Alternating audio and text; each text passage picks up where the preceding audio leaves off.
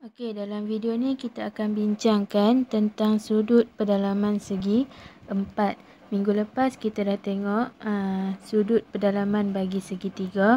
Jadi minggu ni kita akan tengok pula sudut pedalaman bagi segi 4. Jadi ingat balik, ulang kaji balik, bagi segi 3 awak akan ada 3 bucu. Jadi 3 nilai sudut. Jadi bila awak tambah ketiga-tiga nilai sudut tu, awak akan dapat 180. Itu untuk segi 3. Okey, untuk segi 4, awak akan ada 4 bucu. 1, 2, 3, 4. Jadi bila awak tambah keempat-empat nilai sudut bagi keempat-empat bucu ni, awak akan dapat 360. Jadi untuk segi 3, 180. Untuk segi 4, 360.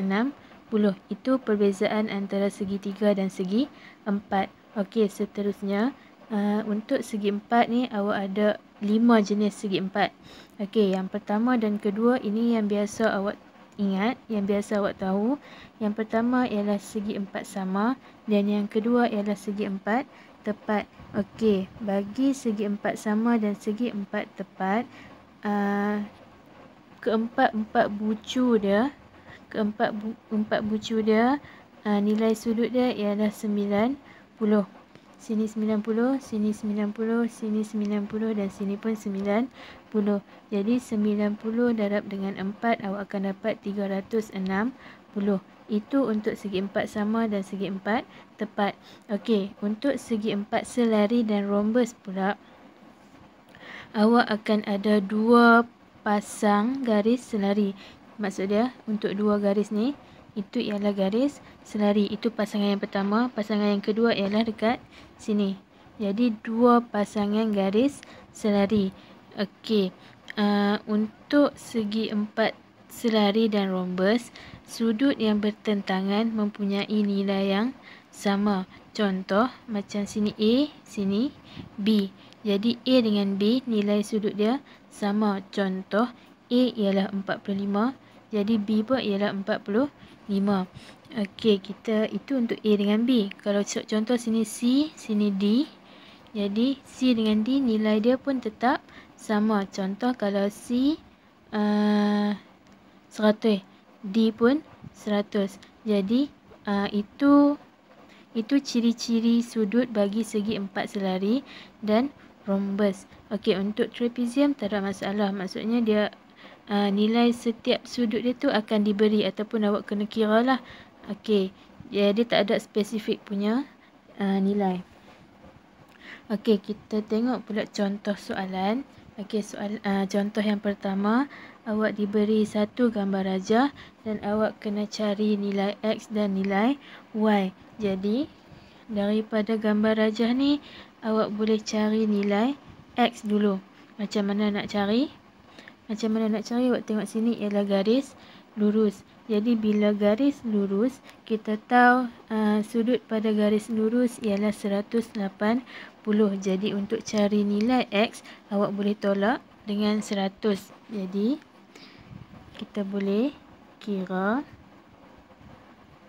Okey, X tambah dengan 100, awak akan dapat 180.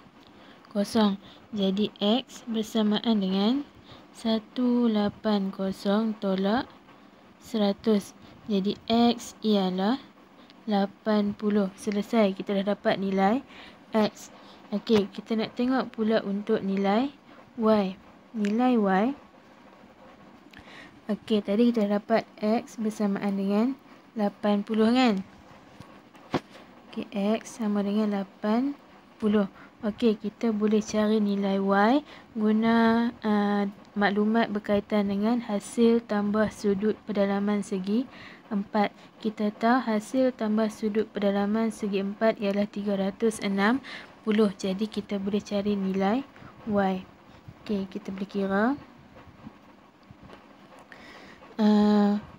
Y tambah dengan 145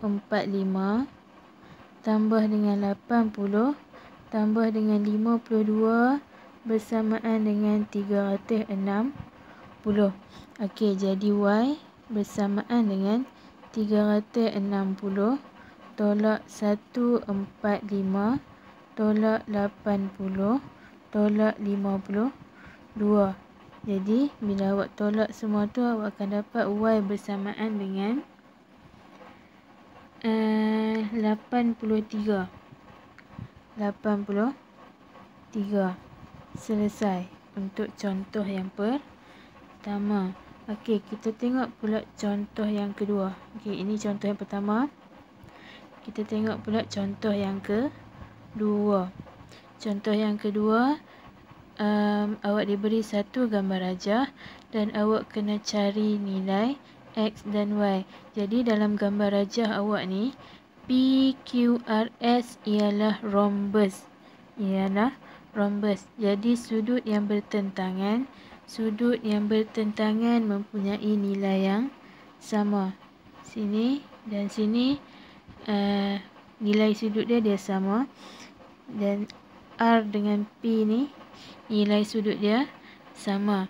Jadi kita daripada maklumat tu kita boleh tahulah X bersamaan dengan 42. X bersamaan dengan 42. Jadi X ialah 42. Jadi kita boleh cari nilai Y. Sini ialah garis lurus. Jadi sudut pada garis lurus ialah 180. Jadi kita boleh tulis Y sama dengan 180 tolak 42. Jadi Y bersamaan dengan 138. Selesai. Kita dapat nilai X dan kita dah dapat nilai Y. Itu contoh yang kedua. Selesai.